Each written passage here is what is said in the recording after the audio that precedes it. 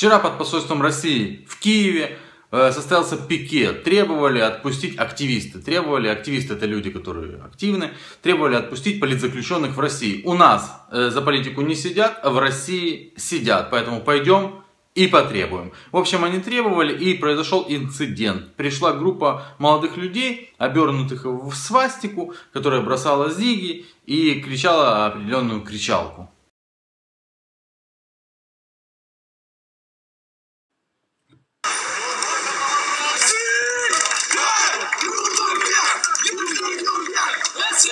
Эту кричалку я уже много раз слышал. Было известное видео из киевского метро. Они кричат «Зиг Хайль, Рудольф Гесс, Гитлер Югенд, СС».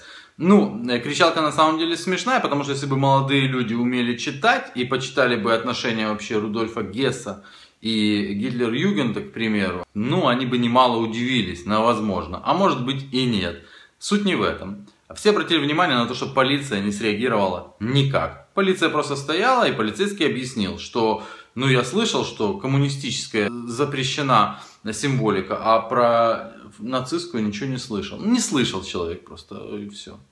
Нет, я насчет этого, насчет нацистских высказываний, идеологии, насчет коммунистической слышал. То есть нацистские нормально? Нет, я не говорю, что это нормально. Короче, нацисты собрались и спокойно ушли, никто их не задержал. В итоге, как бы из этого выкрутиться? Смотрите, в Киеве фашистов вроде бы как нет, правильно? И в Украине их нет. И тут вдруг в центре столицы приходят, зигуют, кричат «Зиг Хайль», ну это же просто сумасшествие какое-то. Плюс полиция не задерживает. В общем, украинские журналисты придумали. Они выдали новости с заголовками: купленные Россией фашисты, провокаторы пришли под посольство.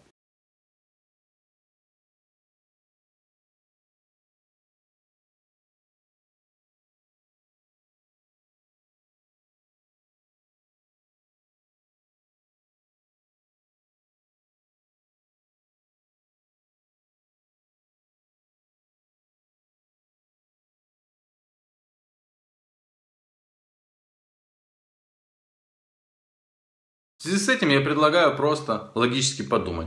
Если Россия смогла купить вот этих вот фашистов, и они, не побоясь того, что их арестуют, пришли под посольство, значит, Россия купила также украинскую полицию, которая не обратила внимания на этих фашистов. Далее, Россия также купила и самих протестующих под российским посольством, потому что сами протестующие не набросились на провокаторов, не схватили их за руки, не стали кричать «Полиция! Полиция! Хватайте их!».